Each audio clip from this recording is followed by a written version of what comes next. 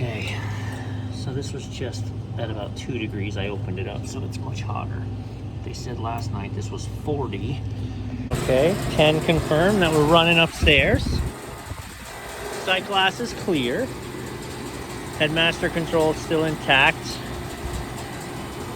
We are not bypassing. Right, so that means that the refrigerant is running in and into the coil. This is closed. If this were open, this would be allowing refrigerant to run straight into the receiver and then down. But what do we got going on? All right, I'm gonna go downstairs and put it in a defrost and verify that the unit shuts down up here and the heater's energized. I just talked to the manager and she actually said it's the left one that's problematic all the time. So I just threw it into a defrost. It appears to have gone. All right, let's see if we feel heaters back here. Yes, I feel heaters back here. I don't have water everywhere, so I don't feel like we have a drain line heater problem. Although I'll tell you, that drain line does feel frozen. Yeah, da, da, da. So we could have. That's interesting. I was just gonna say we could have a temperature probe problem. But there's 2 temperature probes, one that controls the defrost and one that controls the temperature.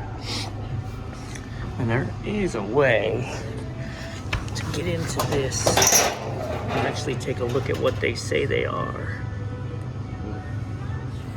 Well, that's very interesting that the condenser fan's still running on that one. So that's the one I put in a defrost. Hang on.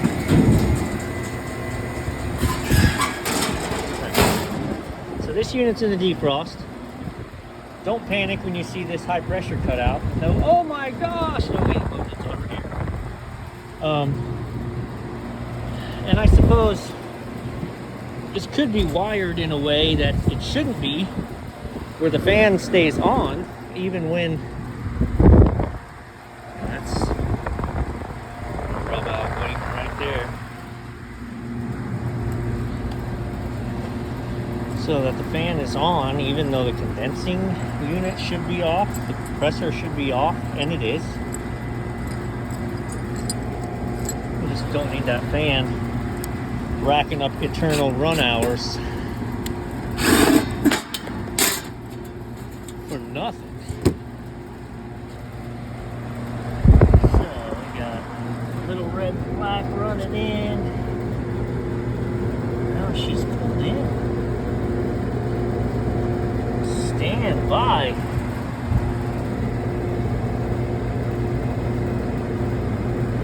Let's get our brains around this.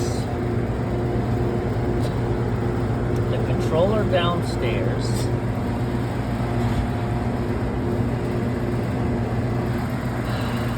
Oh. Whoa, whoa, whoa.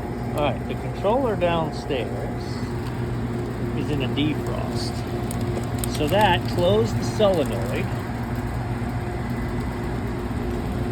and in theory, closed down our pressure. We should have no pressure up here, and should have then kicked out my contact, or kicked out my the compressor on the low pressure cutoff.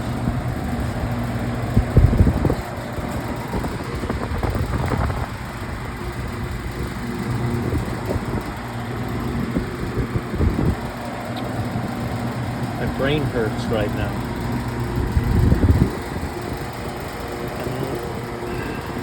I'm gonna say I'm familiar with this unit, but I'm gonna, right? I mean, there's our low pressure cutoff. That's feeding the solenoid.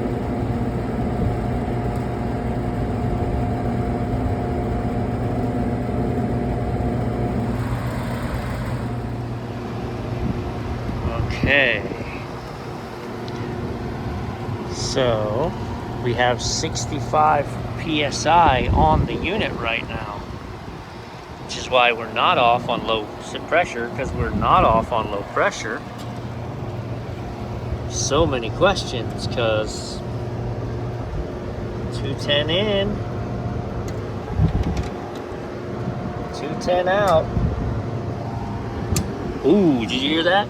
Bzz, click, bzz, click. Compressor should be, well, I guess it shouldn't be running right now, but the compressor should be running right now, and it's not. Forget the fact that I don't feel like it should be running right now, because our solenoid should have closed downstairs when the thermostat went into a defrost. But we can prove if we wait long enough, because I'm pretty sure I just heard the buzz.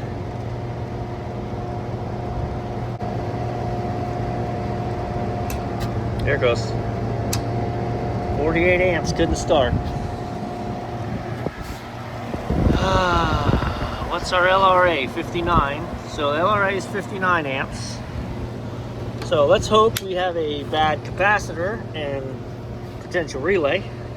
So I got a 145 220 microfarad that's doing really weird stuff.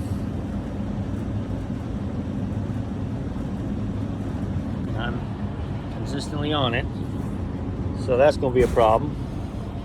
145 220.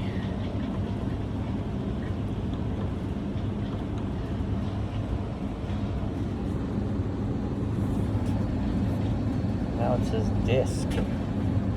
What's up with that? You're most definitely making connection, and she says disk disconnected. 0.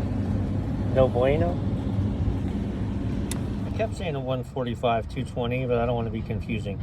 That's not the microfarads. So it's 145 to 174, right? So your replacement looks like that, 145 to 174. Mine's rated for up to 330. That's the difference. All right, talked with the manager again, just to kind of pick her brain about what was going on. And she said ever since they had some power surging issues a few days ago.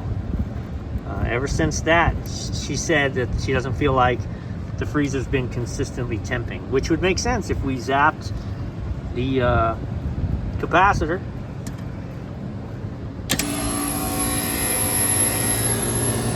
Hey, look, she fired right up. Yeah, the cap was bad for sure. I changed them both. So now my next question is, why is it still running? So now we need to go downstairs and see. We should be in a defrost, in which case it should have shut the solenoid down.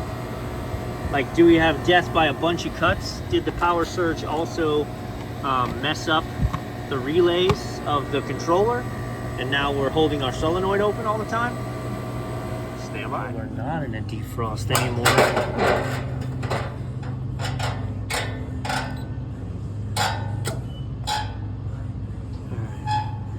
Reconnected my plate. That one pulled, it pumped down, it pulled down to 6 psi and stopped.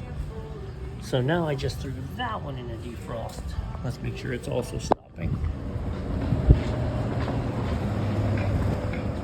Yeah, so now they're both shut down. Marvelous. We're gonna come off of this. This one is no harm, no foul, problem resolved. I'm gonna go check both of those just to make sure they didn't also take a hit.